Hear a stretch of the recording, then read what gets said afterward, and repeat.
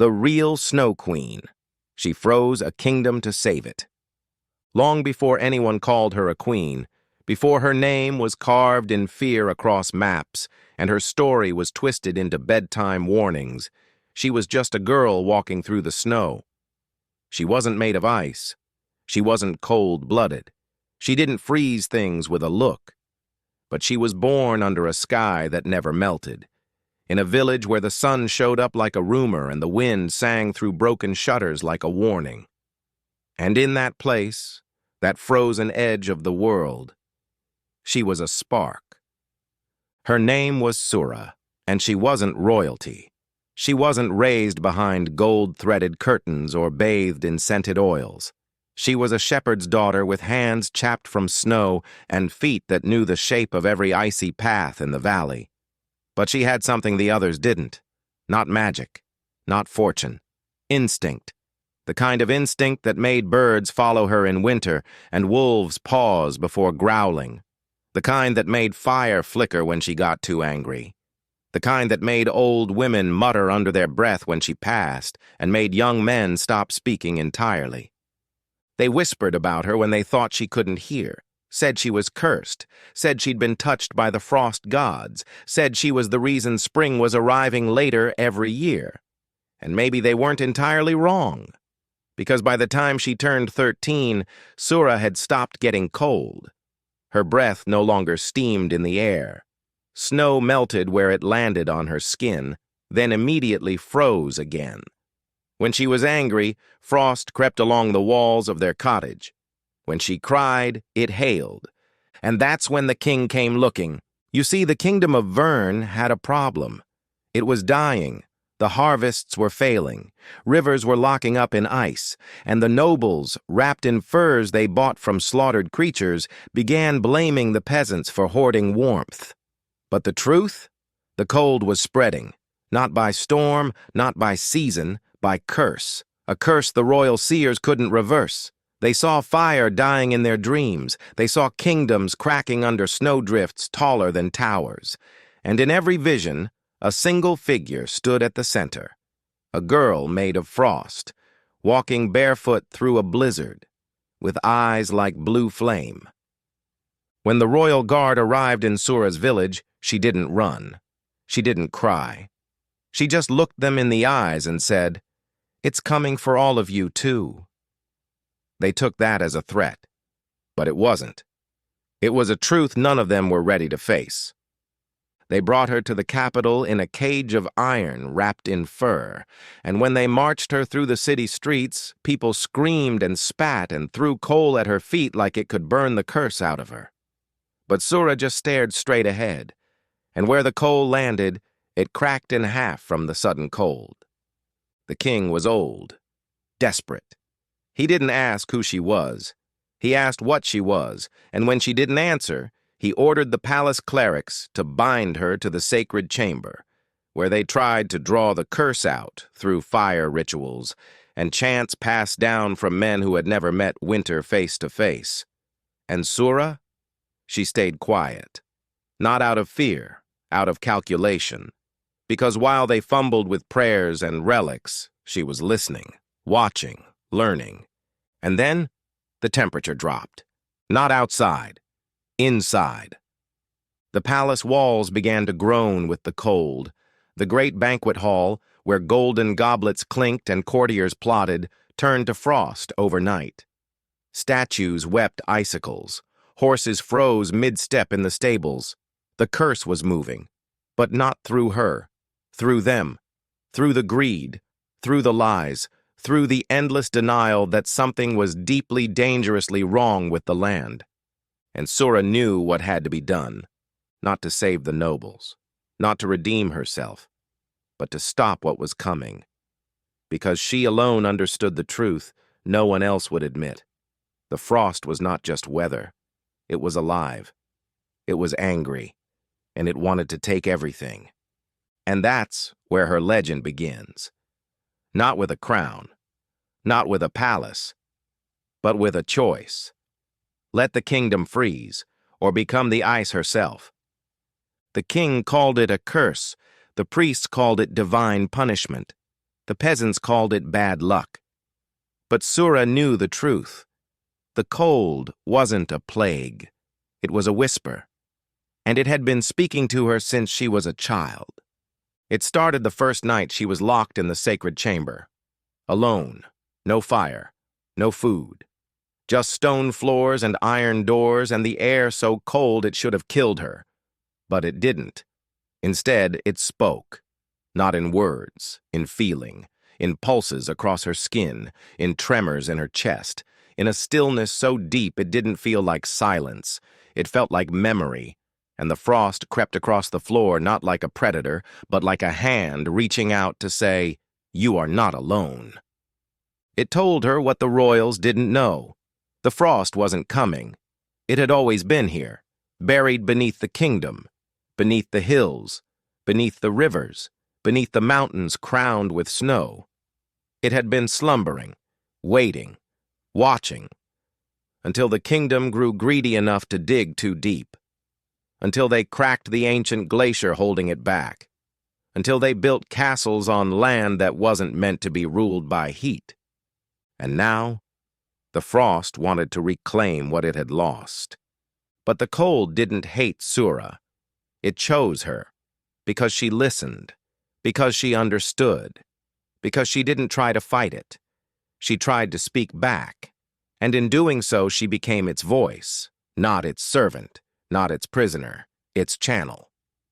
When the guards opened the chamber on the fourth day, expecting a corpse, they found her standing, awake, stronger than when she went in. The walls were covered in ice so thick their torches couldn't melt it. And Sura's eyes? No longer the dull gray of her village. They glowed with the palest blue, not like a flame, like a storm caught in glass. The king panicked. He ordered her chained, gagged, hidden.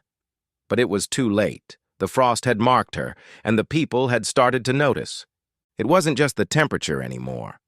It was the way wood cracked in the night like something inside it was trying to escape. The way water in the wells shimmered with thin sheets of ice, even under the sun.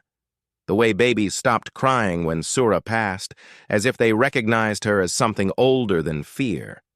Even the animals, wolves, deer, crows, began gathering outside the palace walls. Silent, watching, waiting. And then came the night the queen herself shattered, not metaphorically, literally. She had been standing in the throne room arguing with the high seer, demanding answers about why her son had fallen ill with frostbite inside the palace, why her skin felt cold even in her bath. Her voice rising, her crown gleaming, her rage sharp. And then, one breath, one word, and her body turned to crystal. A sculpture of herself, hollow, fragile, silent. And when the guards tried to move her, she collapsed into shards. No blood, no scream, just silence and ice. That was the moment the kingdom knew. This wasn't a season. This wasn't a punishment. This was change. And it was already inside their walls. The king blamed Sura. Of course he did. He marched to her chamber with a blade carved from volcanic rock. The fire that could kill ice, the priests called it, and he raised it high. But he never brought it down. Because the moment his hand moved, the frost struck back. Not with violence, with revelation. The palace windows cracked, not from cold, from pressure. A sound built in the air like something deep underground had been holding its breath for too long. The floor trembled. The sky turned pale gray as if even the clouds were retreating, and every torch in the palace extinguished at once. Then, in the silence, they heard it. Not a scream, not thunder, a single word whispered in every ear. "Release her!" And the king, trembling, sweating, shaking in his gold-lined boots, dropped the sword. He left her chamber door open. He never spoke of her again. And Sura, she didn't run. She rose. She walked out of the sacred chamber not like a prisoner, but like a queen who had known the path all along. The guards didn't stop her. They bowed. The servants lit no fires. The nobles turned away, because by now everyone in the palace knew she wasn't carrying the frost. She was the frost, but she didn't stay in the palace. She turned her back to it and walked through the gates, barefoot in snow, dressed in rags, leaving footprints that immediately froze over. She walked into the forest, into the mountains, into the breath of the storm she had been born to meet. And this is where most stories stop. They tell you she vanished, became a ghost, a legend, a danger, that she built a palace of ice and cursed every man who came near. But what they don't tell you is that the storm she walked into was dying. It had spent centuries waiting, centuries building power beneath the earth, centuries looking for someone who could carry its grief. And now it had found her, and it was collapsing from the weight of its own rage. Sura stepped into its heart, and she told it, "I will not destroy this kingdom. I will protect it." But to do that, she had to make a trade. She would bind herself to the frost, become its living vessel, its memory, its anchor, and in return, it would sleep again, beneath the mountains, beneath the soil, beneath her feet. The storm agreed, and Sura became the Snow Queen. Not because she wanted to rule, but because she chose to hold back the end of the world. And that's where we'll go next. Let me know when you're ready for Section 3, 1,400 words, where the Snow Queen builds her throne not for power, but to protect the very people who once tried to destroy her. She didn't build her palace out of stone or steel. There were no walls of gold, no roaring fires or velvet tapestries. The Snow Queen carved her throne from the very thing the world had tried to destroy her with: ice, pure, ancient, quiet. She built it not in the capital, not in sight of the king, but far beyond the reach of war drums and royal greed. High in the mountains, where the wind carried no echo and the stars pressed low against the snow, she created a fortress not for power, but for balance. The storm slept beneath her feet, not dead, just waiting. She could feel it breathing in the rock, in the quiet between snowfall, in the tremble of roots buried deep in permafrost. It wanted to wake, to roar, to reclaim. But it had made a pact. And now, Sura held it still with every breath she took. She became the seal, the guardian, the one who listened. The world called her dangerous, but she was the only reason it still existed. And yet the kingdom she had saved forgot her. They didn't celebrate her sacrifice. They feared it, rebranded it. The royal priests began to preach that the frost had retreated because of divine intervention, because the king had humbled himself before the gods. They erased her name from the records, buried her village under new land surveys. They even sent out false stories claiming she had cursed herself with forbidden magic and wandered into the north to die. The lie was easier than the truth, that a teenage girl had done what no king, no army, no priest could do, and she hadn't asked for anything in return. But she didn't need their songs.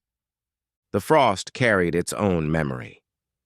In the decades that followed, when rivers swelled with spring again and crops grew in soil that had nearly frozen solid, no one thanked the Snow Queen. But still, she watched.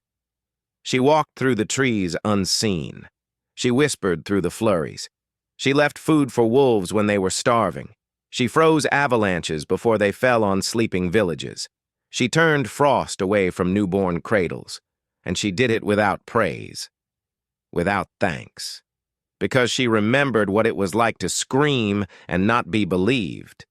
They had called her a monster, but monsters don't heal the earth when no one is looking. Years passed, then generations. Her story faded into myth. They gave her a new name, the Ice Witch. Said she lured children into the mountains, said she would freeze your heart if you disobeyed. They made her a bedtime threat to keep their sons and daughters afraid of snow. But the children who wandered too far were never lost. Not really. She led them home. Sometimes a boy would wake in the woods wrapped in an unfamiliar fur cloak, frost melted from his eyelashes.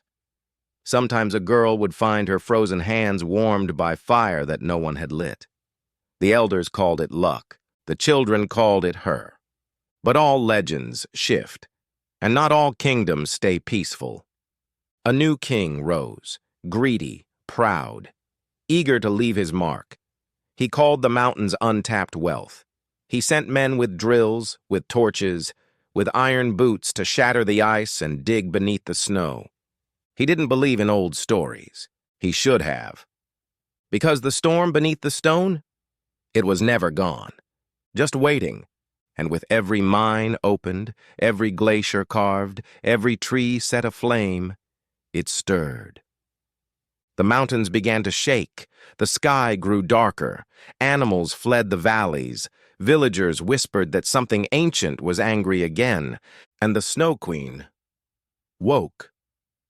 Her eyes snapped open in the throne she had not left in decades. The storm surged beneath her. The cold that had once calmed now begged to be released. But this time she didn't walk alone. She stepped down from her throne, and snow followed her like a shadow. Her cloak billowed not from wind, but from the pull of something greater than air. Her footsteps echoed not on stone, but through time. She moved with purpose, toward the fire, toward the greed, toward the kingdom that had once chained her and was now cracking the seal that kept the world alive. And you already know what this means. If you're still here, eyes wide, heart frozen in the middle of this storm, then it's time to pause and breathe, because this is Uncle Luke Tells. And if this story is gripping your chest like frost on bone, then go ahead and smash that like, drop a comment telling me if you'd survive a meeting with the Snow Queen yourself, and subscribe, because these are the legends they buried under layers of silence, and we're here to bring them back. Now let's get back to the cold. The Snow Queen didn't raise an army. She didn't shout. She simply appeared at the gates of the capital the way snow does, slowly, then all at once. The people knew her. Even if their histories had lied, their bones remembered. The guards stepped aside, not from fear, from recognition. The king, young, proud, stupid, tried to act unbothered. Tried to summon fire, but the torches sputtered.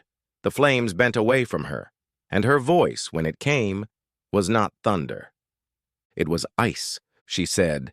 "You've cracked what I promised to hold." The king laughed. She blinked, and every window in the palace froze solid. She didn't harm him, not yet. She gave him a choice. Stop the drills. Seal the mines. Apologize to the mountain. He refused. And the frost wept.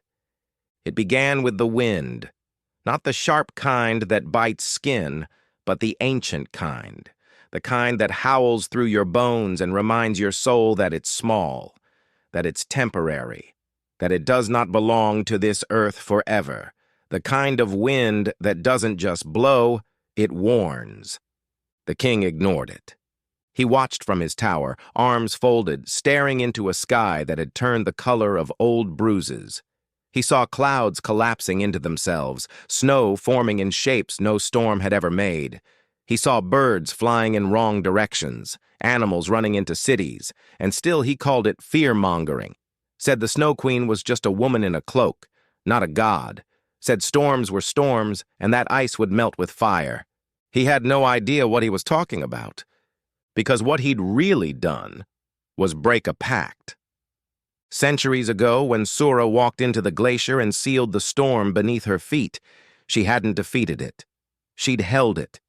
Every drop of cold the kingdom didn't feel was because she absorbed it. Every mountain that stayed standing was because she slept with its breath on her chest. And now, the storm had slipped past her. Not because she wasn't strong, because the king had dug directly into its heart. The mines tore through the ice like knives through memory. They cracked the ground holding ancient frost, letting loose air that had not touched the surface since before humans even named themselves rulers. And once that breath escaped, the frost remembered everything, and it wanted revenge. It started slow, always does, a drop in temperature, a late sunrise, a silence before dawn. Then came the river freeze, all at once, not gradually, but in one gasp. Fish trapped under instant glass, bridges groaning with ice that formed from nothing. Then the snow came, not soft, not playful. It fell in sheets, in curtains, in waves that buried cities in hours. The capital tried to fight it. They lit fires that wouldn't catch. They wrapped in furs that no longer held heat. The ice didn't just kill. It unwound civilization. Buildings cracked from inside. Walls splintered under pressure from their own bones. People couldn't even cry. The tears froze in their eyes before they could mourn. And still the king refused to kneel. He boarded up his palace, called on alchemists and prophets, sacrificed animals, begged gods who no longer answered. But the cold didn't care about royalty. It had waited too long. It had bled too quietly. And now it would not be silenced again. And the Snow Queen? She watched. Not with joy, not with vengeance. With grief. She had tried. She had warned them. She had carried centuries of stillness in her body, held back storms so violent they could have torn continents apart. She had done everything right, and they had still chosen to forget her. But not everyone had. From the mountains came children, grown now, the ones she had saved, the ones who remembered warmth in the cold and light in the dark. They came not with weapons, but with hope. They climbed to her palace. They opened their arms. They asked her not to destroy, but to decide. And that broke her, because Sura, the girl beneath the snow, was still there. And she didn't want to become what they feared. She didn't want to be their punishment. She just wanted to stop the pain. But this time, it would cost more than silence. To stop the storm now, she couldn't just hold it. She had to bind herself to it fully. She had to give up every part of herself that still remembered warmth, her memories, her voice, her name. She would become not just its vessel, but its soul. And the children begged her not to. They said she had already done enough. But she looked at them, really looked, and saw something the old world never had: gratitude. So she walked, down the mountain, into the frost, through streets that cracked beneath her steps and buildings that bowed before her shadow. She reached the palace gates, where the king stood, trembling. He dropped to his knees, not out of humility, out of terror. He said, "Please." She said nothing. She raised her hands, and the frost stopped moving. The storm paused in the air like it was holding its breath. And then she let it go, into herself. She collapsed, knees to snow, arms spread wide, hair lifting in a wind that wasn't there, and slowly the storm spiraled inward. Not wild, not angry, willing. Like it had been waiting to come home, it flowed into her. Every drop of fury, every scream buried in ice, every ounce of grief the earth had ever frozen to protect itself. And when it was done, she stood, changed. Not dead, not gone, just ice. Crystal veins glowed beneath her skin. Her eyes shimmered with blue so pale they looked like sky pressed into glass. Her breath didn't fog anymore. It sparkled. She had become the embodiment of the pact, the guardian of balance, no longer human, no longer queen. She was the storm now. And the world would never forget again. They never touched her again. No soldier dared. No priest lied. No king ever stood tall in her presence after that day. She walked back into the mountains without a word. No chariot, no crown, no celebration. And yet the air behind her warmed, the snow softened, the winds curled around her like loyal beasts. She had become what they feared, but not to punish, to protect. The capital was left quiet, not ruined, just still. The kind of stillness that makes people think twice before they speak. The kind of quiet that feels like someone is listening. And they were. She was. Always. From above. The children who had come to her as orphans returned to the villages and told the truth. They spoke of the storm that didn't kill, but forgave.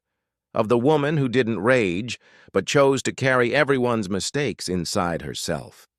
They carved her story into trees, sang it in hushed lullabies, drew her face on scraps of ice that never melted, no matter how warm the season turned. And the winters changed. They came. They always did. But not to destroy. They were gentle now, predictable, a cycle, not a sentence. And every year, as the snow fell on the first night of deep winter, people left a bowl of warm milk by their door. For her, not because she would drink it, but because they remembered. They didn't call her the Ice Witch anymore. They called her the Stillness, the Guardian, the Queen without a throne. But she had a throne. Not made by man. A glacier rose in the highest peak, sculpted by the storm itself, and she stood atop it, not moving, not speaking, but watching. Her eyes closed, but her heart wide open. Her body was no longer flesh, no longer breakable.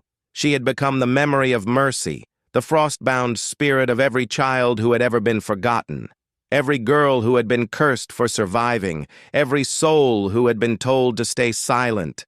And still, she listened. She heard prayers, not just for warmth, for strength, for peace, for forgiveness, for justice. And sometimes, she answered. A family lost in a blizzard would find a sudden break in the wind. A starving village would discover deer tracks in the snow, fresh, clear, easy to follow. A broken girl left in the cold by a world too cruel would wake to find a pale blue cloak wrapped around her, no footprints in sight. The world never saw her move, but it felt her. And so the myth grew, and this time it told the truth. Not about a monster, about a queen who had no need to rule, because she had already saved the world once, and that was enough. But you and I both know that's not how stories end, because one day the ground shook again. Not from a storm, from progress. A new kingdom, new kings, new machines. They had forgotten the cold, forgotten what still slept beneath the earth. They saw mountains not as sacred but as resources. They called her just a tale, just a superstition. And they began to drill again. They didn't believe in her. But they should have. Because the moment the first glacier cracked open and the cold escaped in a single breath, sharper than steel, the people paused. And then they remembered. They remembered her name, Sura. Whispered like a prayer, like an apology, like a promise. And the air stopped trembling. Because she had heard. Even in silence, even in stillness, she had always heard. The machines were packed up. The king stepped down. No bloodshed, no ice, just the echo of mercy. Once more. Because this time, they listened, and that is why her legend lives. Not in fire, not in stone. Not in the stories men wrote in books they never intended children to read. She lives in snow that falls soft, in silence that feels safe. In every girl who's ever been called a witch when all she did was survive. She lives in the wind that wraps you gently on cold nights, in the frost that traces your window but never enters your home, in the feeling that you're not alone, even in the darkest season. And that is why we tell her story, because the Snow Queen wasn't cruel. She wasn't cold-hearted. She froze a kingdom to save it. She gave herself to silence so the world could speak again. And her name is not to be feared. It's to be honored. So tonight, if the snow falls soft and the world is quiet, say her name, not in fear. In gratitude, Sura, the stillness, the guardian of cold, the queen who chose mercy. And this is Uncle Luke Tells, the place where forgotten stories rise and monsters are unmasked as martyrs. If this tale gripped your soul, if it made you see winter with new eyes, then hit that like, smash that subscribe, and drop a comment telling me what real legend we should uncover next. Because the cold remembers, and so do we.